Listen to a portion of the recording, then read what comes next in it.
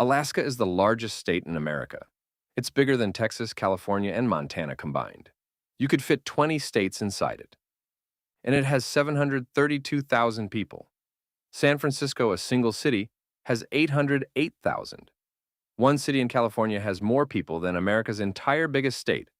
Alaska is 665,000 square miles of mountains, forests, oil fields, and glaciers. And it's practically empty. So why does the largest state have fewer people than a 47 square mile city? Let's establish how absurdly big Alaska is. If you overlaid Alaska on the lower 48, it would stretch from California to Georgia. It's larger than the next three largest states combined. It has more coastline than all other U.S. states combined, 34,000 miles, and yet 732,000 people. That's a population density of 1.1 people per square mile, the lowest in America. Wyoming is second at 6 people per square mile. For context, San Francisco, 808,000 people in 47 square miles. Alaska, 732,000 people in 665,000 square miles. So how did America's resource-rich, strategically important, massive northern territory end up practically empty? First, let's understand what Alaska actually is. It's not just big and cold. It's one of the most hostile environments humans can inhabit. Climate. Most of Alaska experiences subarctic or Arctic climate. Winter temperatures in Fairbanks average minus 10 degrees Fahrenheit, with stretches reaching minus 40 degrees Fahrenheit or colder. The northern coast stays frozen most of the year. Even Anchorage, Alaska's largest city, gets 75 inches of snow annually. Terrain. Alaska is dominated by mountain ranges. The Alaska Range, Brooks Range, and Coast Mountains create massive barriers. Much of the interior is wilderness boreal forest, tundra, and permafrost. Building infrastructure here isn't just expensive, it's often impossible. Darkness. Barrow experiences 65 days of total darkness in winter.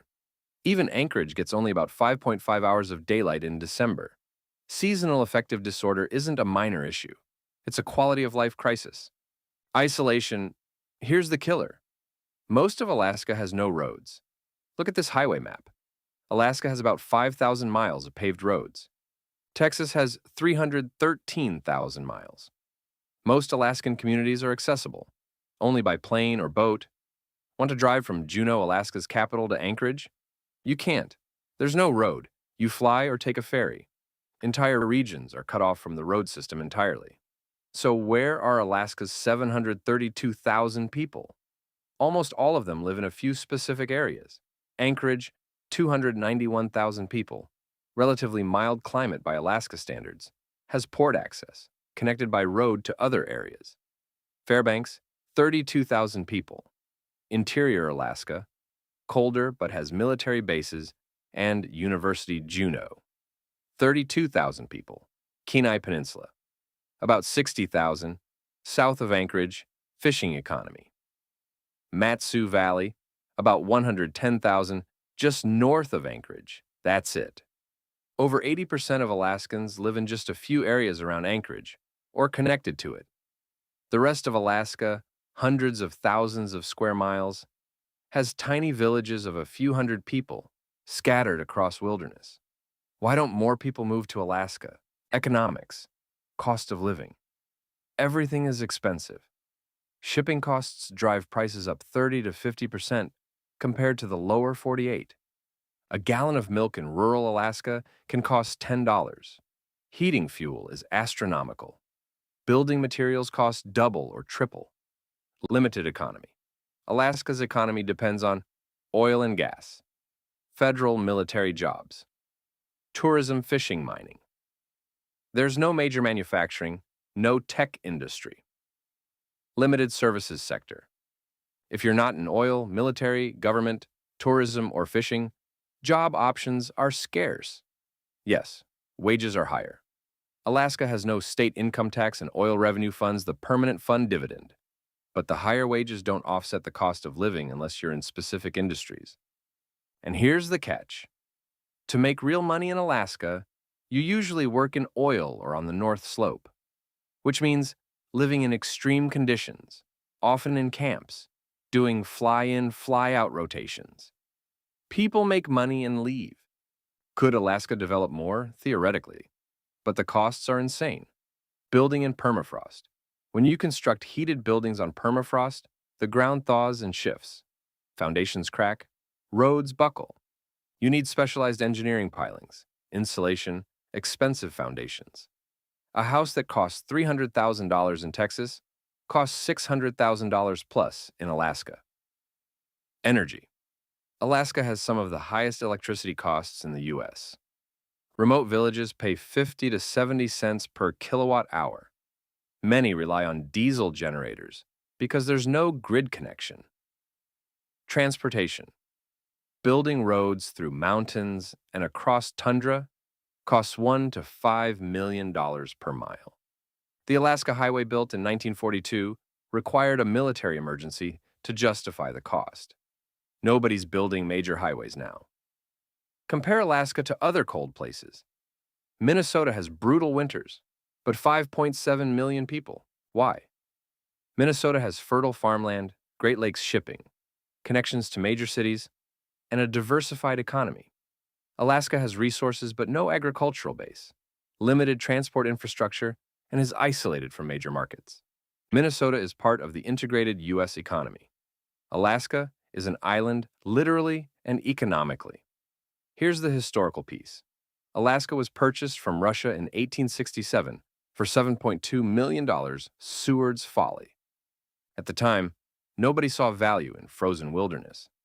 The first population bump came with the Klondike Gold Rush, but most of that was in Yukon Territory. Alaska itself remained tiny. The next bump, World War II. The U.S. built military bases and the Alaska Highway because of Japanese invasion fears. Military presence drew people. The big bump, oil. The Prudhoe Bay oil field was discovered in 1968. The Trans-Alaska Pipeline was built in the 1970s. Suddenly, Alaska had massive revenue and jobs. Population grew from 300,000 in 1970 to 550,000 by 1990. But notice, population growth has slowed dramatically. From 1990 to now, Alaska only added about 180,000 people. Many oil workers are temporary fly-in, work, fly-out. Here's what's happening now. Alaska is losing population.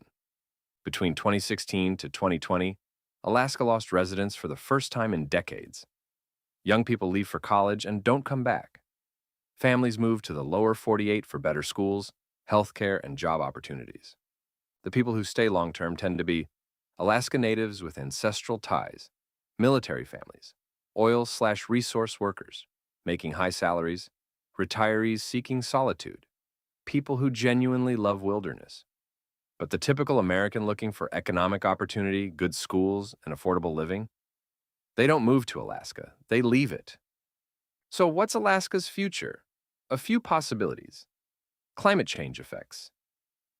Ironically, warming might make parts of Alaska more habitable longer growing seasons, less brutal winters. But it also causes infrastructure damage from thawing permafrost and threatens native communities dependent on traditional hunting.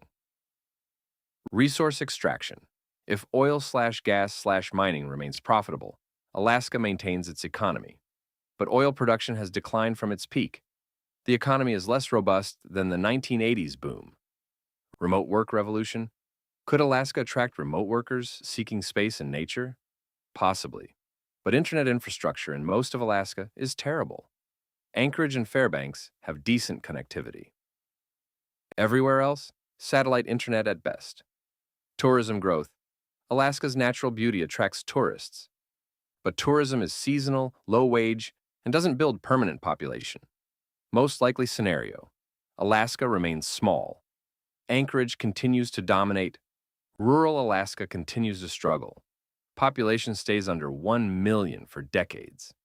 So here's why Alaska, America's largest state, has fewer people than San Francisco. Because size doesn't equal habitability. Alaska is massive, it's resource-rich, it's strategically important. But it's also frozen, isolated, expensive, and harsh. You can't farm most of it. You can't build roads through most of it. You can't connect most of it to the outside world affordably. San Francisco is 47 square miles, but it has a natural harbor, mild climate, connects to massive agricultural regions, and sits on the Pacific Rim trade route. Geography made it inevitable that San Francisco would boom. Alaska's geography made it inevitable that it would stay empty, no matter how big it is. The lower 48 has 332 million people because the land supports them. Alaska has 732,000 because that's about all the land can support without massive subsidies. And even with oil money, military spending, and federal support, people still leave. America's largest state will probably always have one of its smallest populations. Not because Americans don't want space, but because they want space they can actually live in.